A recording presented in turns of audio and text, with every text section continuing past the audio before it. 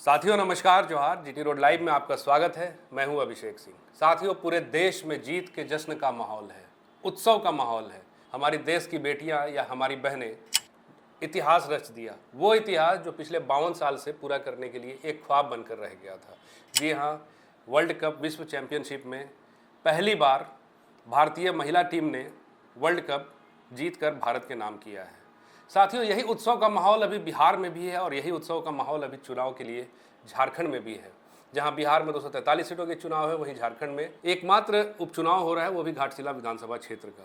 साथियों, एक सवाल आपसे जरूर पूछना चाहूंगा कि क्या अब राजनीतिक परिदृश्य बदल रहा है क्या? चाहे वो जातीय समीकरण हो या फिर वो सामाजिक समीकरण हो, क्या अब ये बदल करके लोग वोट के लिए अपना नजरिया भी बदल रहे हैं क्या? क्योंकि आप देखिए ना, टाइगर जयराम महतो झारखंड से उभरे हुए एक युवा नेता, बिना किसी जाति से या फिर किसी सामाजिक समीकरणों को छोड़ करके स्थानीयता का मुद्दा हो, युवाओं का मुद्दा हो, पलायन का मुद्दा हो, पढ़ाई का मुद्दा हो और भी साथ ही साथ जो आवश्यक चीज़ें हैं उनका जिक्र करके आज इतने लोकप्रिय हैं कि न सिर्फ झारखंड में बल्कि साथ ही साथ बिहार में।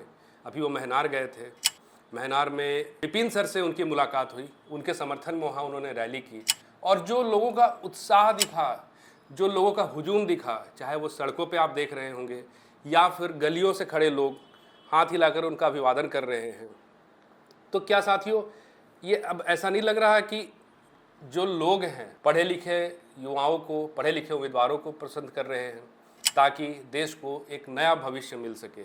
इन तमाम मुद्दों पे चर्चा करेंगे। आप फ्रेम में हमारे साथ देख रहे हैं हमारे पॉलिटिकल एडिटर शैलेंद्र सिन्हा जी हैं। शैलेंद्र जी, घाटशिला उपचुनाव पे सीधे आते हैं। एक सवाल है आपसे कि जिस तरह से आप देख रहे हैं टाइगर जयराम महतो, चाहे वो बंगाल गए, पुरुलिया गए, चतरा गए, झारखंड में विभिन्न जगहों पे उनकी सभाएं होती हैं, अब तो बिहार में भी आप देख रहे हैं जिस तरह से एक हुजूम उमड़ पड़ रहा है उनके समर्थन में या फिर उनके फैंस की जो संख्या है। अब जैसे वो घाटशिला उपचुनाव में अगर आएंगे तो क्या आपको नहीं लगता कि वहाँ के तमाम समीकरणों को पलट कर रख देंगे?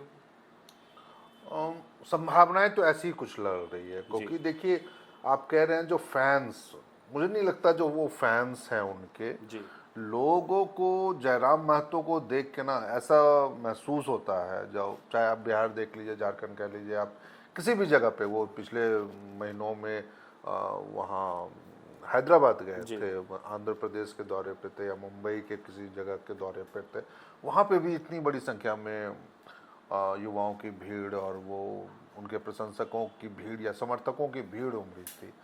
तो मुझे नहीं लगता है, क्योंकि उनके फैंस इसलिए नहीं कह सको कि वो कोई ये नहीं है, वो मतलब कि आप कहते हैं ना, जो सेलिब्रिटी नहीं है, स्टार नहीं है, वो एक राजनेता है। अब विधायक है, चुनाव उन्होंने विधायक के रूप में, छात्र नेता के रूप में आप उनको आप रख सकते हैं। मतलब जो सामाजिक समीकरणों का या किसी दूसरे नज़रिए से छोड़ के वो एक ऐसा व्यक्ति के रूप में उसने अपनी पहचान बनाई है जिसको देख के हर युवाओं के मन में आता है ये तो हमारे बीच से निकला हुआ लड़का है, जो सादगी है, हाँ, लोगों से मिलना जुलना, चाहे बुजुर्ग या हो, बातों को करना, हाँ, मतलब आपको ये लगेगा ही नहीं उनके पहनावे से भी, उनकी बातचीत से भी, या उनकी ऐसी किसी भी चीज़ों से जो आप किसी नेता से मिल रहे हैं, आप किसी विधायक से मिल रहे हैं, है ना, जो आप जो VIP गाड़ियों का लंबा काफिला या फिर वो एक ठसक और दूसरा से एक, मतलब जो कहते हैं ना, जो अमूमन हाँ विधायकों में देखने को मिलती है, दूरियां बढ़ जाती है समर्थकों से, वो लोगों तक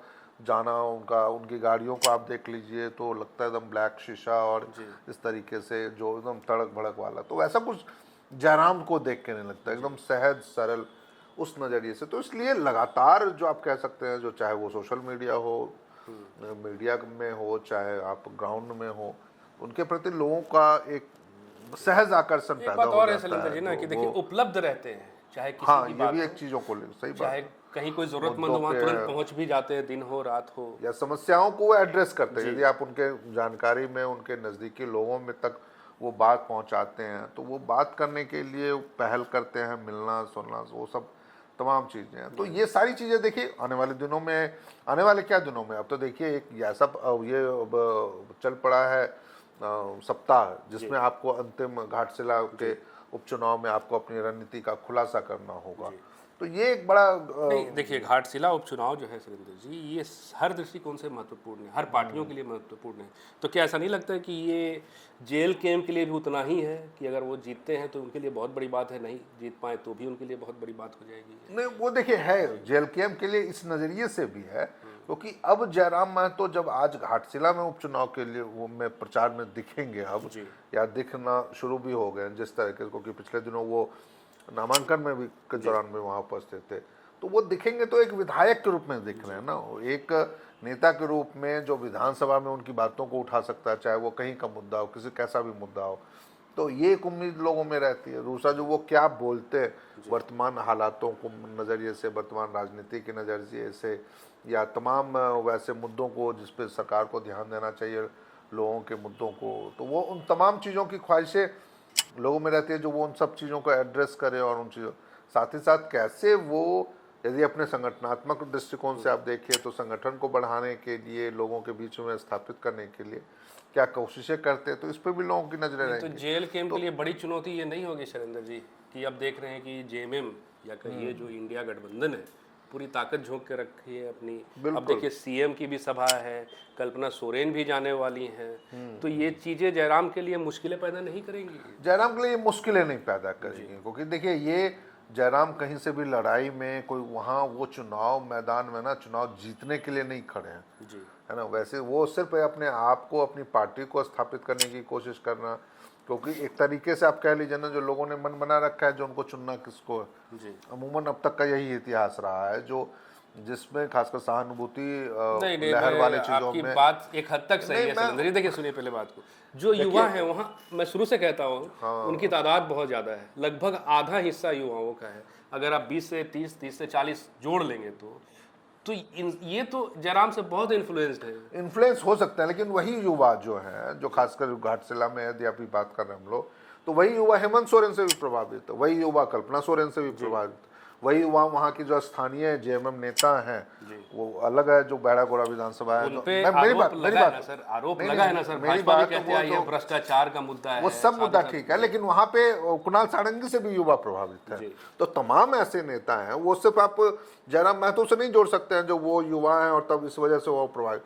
मैं इसलिए कह रहा था जो वो चुनाव जीतने की स्थिति में नहीं है, क्योंकि वो पिछले चुनाव में उनको सिर्फ 8,000 वोट मिले, और यदि आप 80-90 हज़ार वोट है वहाँ पे, और वहाँ तक पहुँचने के लिए आप 50 भी पहुँचने के लिए आपको बहुत मेहनत की जरूरत पड़ती है। जो एक सप्ताह चुनाव प्रचार का बीत चुका है और ये अब अंतिम सप्ताह चल रहा है, अगले 9 तारीख को चुनाव प्रचार जब खत्म हो जाएगा, तो उस एक सप्ताह में जयराम वहाँ नहीं दिखे हैं। यदि वो चीजें, ये बड़ी बात थी, यदि उनको चुनाव जीतना था, वहाँ पे अपने आप को स्थापित करना था, तो पिछले एक हफ्ते 10 दिन को वहाँ पे उनको दिखना चाहिए था। वैसे तब हमें लगता है जो वो चुनाव जीतने के लिए युवाओं को अपनी ओर आकर्षित करने के लिए खड़े हैं। आखिरी का सप्ताह है जैसा है, अब देखिए हर तरफ से, अब हेमंत की भी सभा हो रही है, कल्पना भी अब चुनाव प्रचार में आएंगी। इधर आप देखिए भाजपा के जो बड़े बड़े नेता हैं, जैसे मोहन चरण मांझी हैं, शिवराज सिंह चौहान है, इनका भी अब दौरा जो होगा। तो अभी तो ये वक्त है ना कि अब जयराम भी जो है अपनी पूरी ताकत से अपने आप को, आप सही कह रहे हैं। देखिए मैं वो नहीं कह रहा हूँ जो वो अभी देंगे कि नहीं देंगे, या दे रहे हैं, या उनके लिए क्या अवसर अभी बचा, लेकिन मुझे ये लगता है ना जो पिछला समय था, जो हफ्ते 10 दिन का, खासकर जब वो उस दिन वहाँ पे जब नामांकन वहाँ पर हो रही थी, 21 अक्टूबर को नामांकन हुआ था, उस दिन वो दिखे थे। अब 2, 3, 4 तारीख आज होने वाला है, हो चुका है, तो ये जो पिछले 10, 12, 14 दिनों का जो वक्त था ना, उसका तो वो जाया कर दिया उन्होंने। इस बीच में यदि वो घाटशिला के इलाकों में घूम जाते, मोहल्लों में रोड शो के नज़रिए से आप, या नुक्कड़ सभाओं के नज़रिए से कुछ भी आप कर लेते, तो आपके पक्ष में एक माहौल तो बनता। तो कर लोगों तो में तो वो जैसे रामदास मुर्मू हैं, वो तो अपने स्तर से लगे हैं। देखिए उनके मुद्दे भी जो है बहुत जेन्युइन है, वो समस्याओं के साथ समाधान की भी चर्चा करते हैं, ऐसा तो नहीं है कि केवल प्रॉब्लम की। सही बात है। देखिए रामदास मुर्मू का फेस की तुलना जयराम से हम नहीं कर सकते हैं।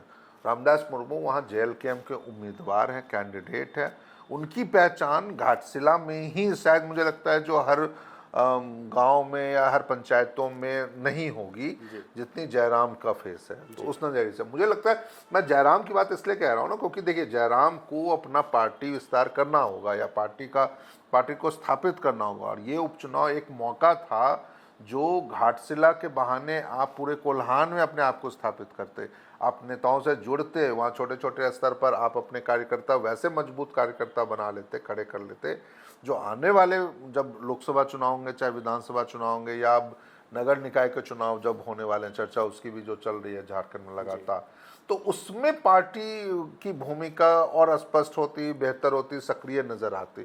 तो वो चीज़ें, वो अवसर उन्होंने जयराम महतो ने गवा दिया घाटशिला के नजरिए से, और हम कोल्हान के नजरिए, क्योंकि आप सिंगल पार्टी, मतलब अपनी पार्टी का आप सिंगल विधायक है। जैसे आप कोल्हान की बात कह रहे हैं, तो कोल्हान में अस्तित्व की बात कोल्हान टाइगर की भी है।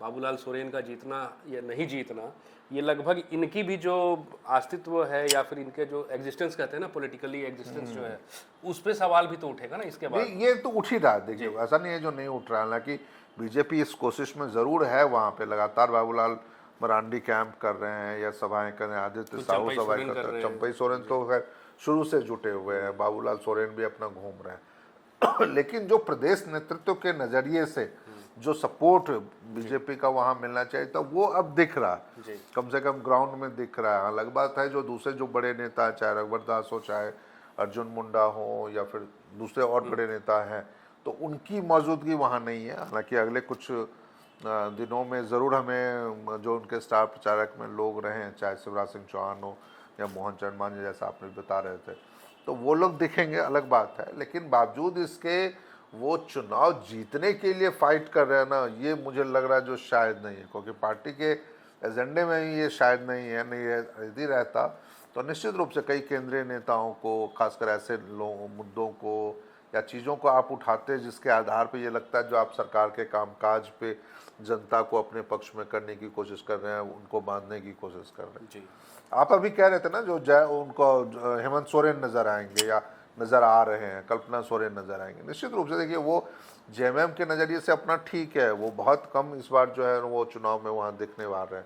मुश्किल से 3 या 4 सभाएं हेमंत सोरेन की होगी, 3-4 नुक्कड़ सभाएं और 1-2 सभाएं कल्पना सोरेन की होगी। लेकिन सबसे महत्वपूर्ण बात पार्टी ने जो की है वो यही की है जो उसने वहाँ पर अपने लगभग 25 से 28 विधायकों को उतार दिया, और मंत्रियों तक को, जो उसमें विधायक है उसमें जो मंत्री हैं सामान्यतः, फिर उसके बाद सुदिव्य कुमार हैं, है ना, या फिर दूसरे जो और मंत्रीगण हैं, उन सभी को उन्होंने उतार दिया है बजाब्ते पॉकेट बना करके, या फिर छोटे छोटे ब्लॉक्स के रूप में छोटे छोटे कमेटियां बना करके वो लगातार कैंप कर रहे हैं, बूथ स्तरीय कहिए, हर तरीके से बूथ स्तरीय, फिर या फिर आप पंचायत स्तरीय कह लीजिए, जो वो कोशिश में है जो बेहतर परिणाम आए, जनता का साथ मिले। जब अभी हेमंत सोरेन बोकारो में गए थे पूर्व शिक्षा मंत्री दिवंगत जगन्नाथ महतो के पिता के निधन पर, तो उस दौरान उन्होंने पत्रकारों से ये बात करते हुए कही, जो हम लोग